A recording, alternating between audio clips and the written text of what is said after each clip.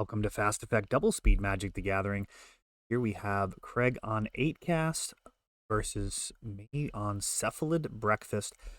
8-cast is a deck that has actually led me to make some changes to Breakfast. I was running Silence instead of Orange Chant, not on purpose. I just didn't actually have the Orange Chants on hand and actually had to go out and get them after losing in back-to-back weeks to 8-cast. Losing to Constructs attacking while I've got a Silence in hand is pretty terrible. Not where you want to be. So we have a Patchwork Automaton on board for Craig. Looking to get pretty big pretty fast, but not really the type of opening that you're hoping for this type of deck. You want Chalice, Counter Magic, some removal. His slideshow seems like it's in do not know what order. For those unfamiliar with the deck, it is now winning, just like that. So on the second turn, a Cephalid Illusionist started out with the Nomad and Core. That allows you to retarget or redirect damage to the Cephalid, targeting it infinitely. And every time you do, you mill yourself 3. And we see there, just not enough mana for Craig. Those baubles not getting the second land. For the Chalice, Cephalid Illusionist. Those unfamiliar may not look like a legacy playable card, but it is in fact a very strong combo piece. 3-mana combo, very similar to the other AB combo decks in the format. Think about things like Show and Tell, Allurin, I guess the Greater Good combo. There's a bunch of them. Food Chain. Anytime that you have a series of cantrips, your ponders, your brainstorms backed up by force of will, and you just need to get 2 cards together, that is a potent strategy. It's going to sometimes win games. Just really depends on the meta that you're in. This particular combo is more vulnerable to creature removal. Other AB combo decks might be more vulnerable to mana denial or different types of effects on the stack. Here, 2 creatures, 3 total mana, and the cost is you've got to run some kind of garbage cards in your deck. Narcomoeba, Dread Return, then you win Thassa's Oracle, which is only good at winning for the most part. I mean, you get a little bit of value playing Thassa's Oracle and scrying, and then sacrificing it to Cabal Therapy, bringing it back with Dread Return later. That is a line that definitely happens, but it is not a card that you'd be sleeving up if it wasn't just winning the game. You wouldn't play it in like a Merfolk deck, had a way of actually winning it, for example. Yeah, that first game leading out on Nomads, if you are playing against Cephalid Breakfast and they're a strong player, that is a very good indicator that you're probably going to be fighting over Cephalid Illusionist on the second turn. When you lead out on a turn 1 Nomad, that does tend to mean that they don't have a Ponder or Brainstorm that they'd rather use. And there's not a ton of keepable hands where you wouldn't have the Illusionist to go along with the turn 1 Nomad and also not have cantrips. And obviously you'd much rather prioritize the cantrips in most circumstances. It'll give you the greatest chance, especially if you're playing against somebody in the dark. Have a higher chance of finding Force of Will, not just auto lose versus the many decks that can actually kill you on the first turn. Thoughtcast, building some card advantage along with Emery.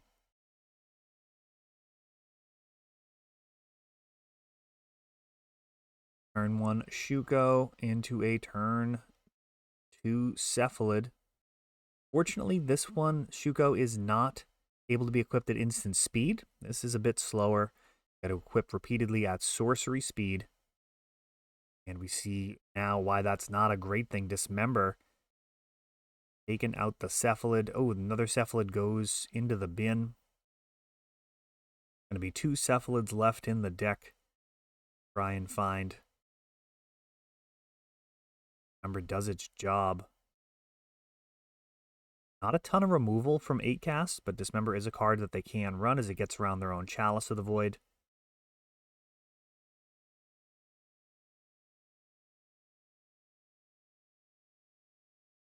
Emery value engine here, able to recur a bauble every turn, outdrawing 2 to 1. And now even additional card advantage here with this Thought Monitor. Urza's Saga has the ability to put some serious pressure by making constructs. This looks like a pretty all-in hand. Got denied. With the Fury, he can potentially help out.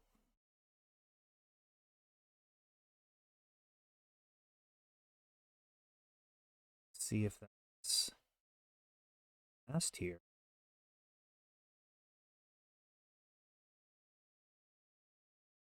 I'm kind of surprised I didn't cast that to Fury. Let me know what you would have done. It looks pretty clear that the Fury, then next turn if you rip a land, you can step through into Cephalid. I suppose I didn't have the extra land in hand and didn't want to rely on hitting a land off the top.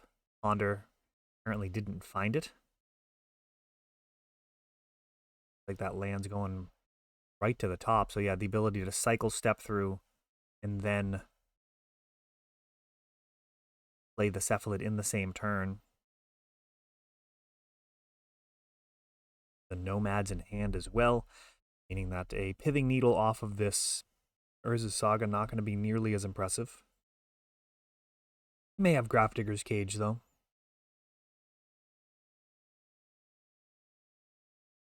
Now, Graveyard Hate is not game over versus Cephalid Breakfast by any stretch. It is not at all like playing against Reanimator or some of the other graveyard decks.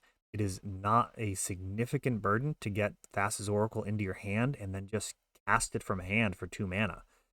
At one point, I actually had 4 Thassas across the 75 with 3 in the sideboard. At the time, I was playing a Paradigm Shift combo, which also was a lot of fun as a way of pivoting around Graveyard Hate. But just in general, you really don't need the Paradigm Shift in my experience. The pivoting hasn't been necessary. If your opponent does mull to a Leyline or gets out a Grafdigger's Cage, generally they're not going to be in a position where they're going to want to fight over your combo pieces. If I'm playing Cephalid or Nomads and you already have the answer to them on board, it's not great to be trying to throw a Force of Will at a 1/1. Very often you're going to be able to get your combo down. And, you know, if you've got 1 card in hand, you could either use it to blow up their Grafdigger's Cage with something like a Prismatic Ending, or you could just play the Thassa's Oracle and win. So, in general, winning is the best answer to the questions that your opponent might be asking in a game of Magic. Cards like Prismatic Ending certainly have a place. Control is a valid strategy, but when possible, the best answer is actually just winning the game. We see Emery continuing to create that card advantage.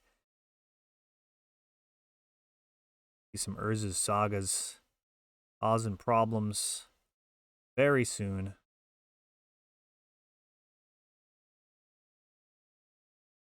Kind of surprised we haven't seen more constructs. Craig really prioritizing card drawing. And a Fury now eats a Force of Negation.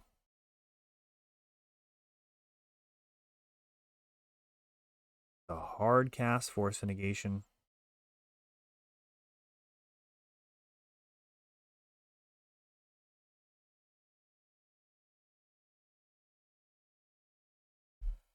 Nomads also useful for potentially blocking and protecting Teferi for a turn, were he to stick.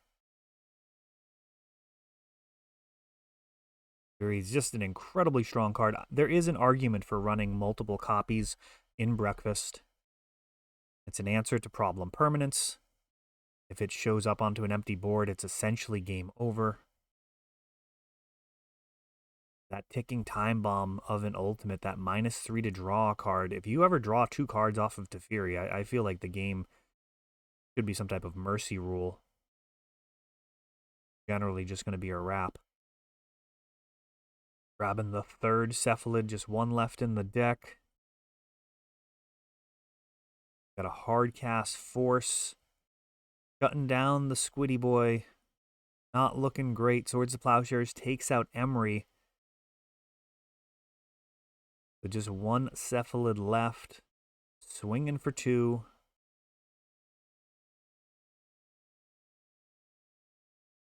Down plan not likely to work when you're up against Urza's Saga constructs. Does run Shadow Spear. That would make the beatdown plan entirely impossible. Actually just going to cash it out for another card. Seize the Nomad. And at this point, it is pretty much just that one Cephalid left in the deck.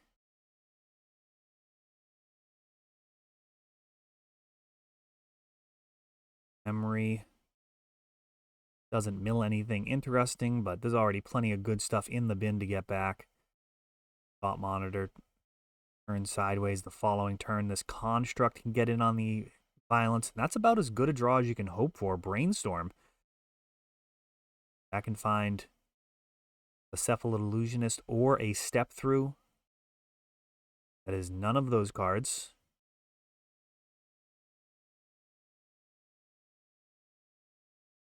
Another Ponder. That's probably inaccurate.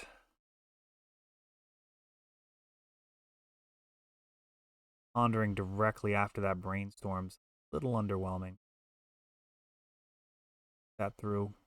You are getting 2 random cards off your next 2 draws if you do it immediately.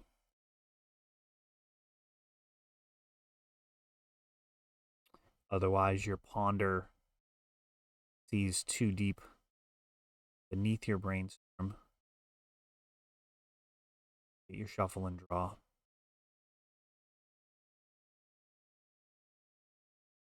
Often with cantrips, it's a question of the time preference versus maximizing the advantage. I mean, there's saying the best Brainstorm is the one that you never cast. Don't agree with that.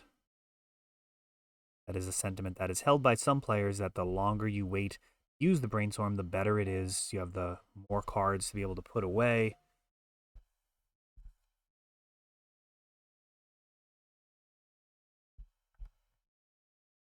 Maximize, have the perfect inflation down to just 2. Still got a draw here. Force of Will. That is not what you want to see when you are entirely behind and going on to game number 3 now. So both of those first 2 games had a turn 2 potential win. This hand, not so much. Tundra, go. There's going to be some cantrips. Try and smooth things out. Chalice of the Void will prevent those, though, so that'll need to be answered. Immediately taken care of with a Prismatic Ending. Such a versatile card.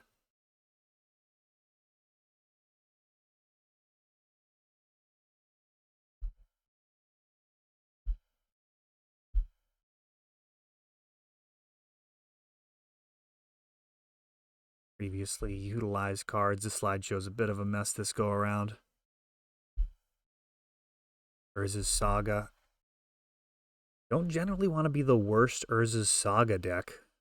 A lot of cards are symmetrical in Magic. I have Tarmogoyfs and you have Tarmogoyfs that pretty well cancel each other out. Urza's Saga, not one of those symmetrical effects. See, Craig's deck is going to make much, much better use out of that activated ability. His constructs will be significantly larger. Not only does he play more copies of the card Urza's Saga, but his deck is just chock full of artifacts. On the other hand, at this point, all I've got is the Shukos to tutor up. There are arguments for playing these things like Retrofitter Foundry, Shadow Spear. Just not a fan.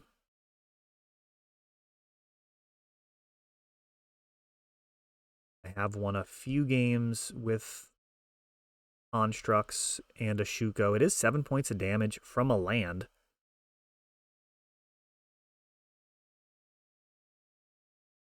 Construct comes crashing in.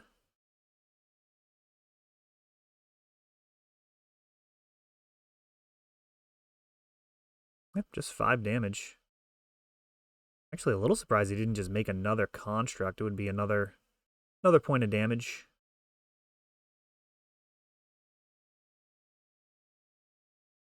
Cycling step through, grabbing Thassa's Oracle, playing around Graveyard Hate here. Loading 1.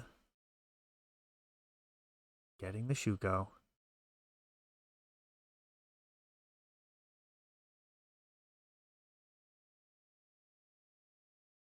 Shuko does not play around removal. There's an Orum's Chant with 1 floating off of the Urza's Saga.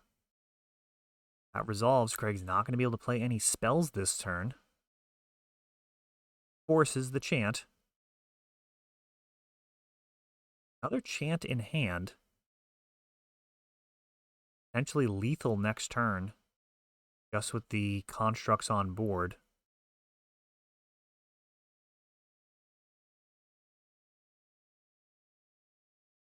It's definitely lethal. Gotta go for it here. This is going to be a construct made end of turn. Another one can be made during the upkeep or with the trigger on the stack. And then, of course, there's an artifact to tutor up. So it is all in here. Time to mill the Thassa's Oracle already in hand, safe from effects like Fairy Macabre and Surgical Extraction.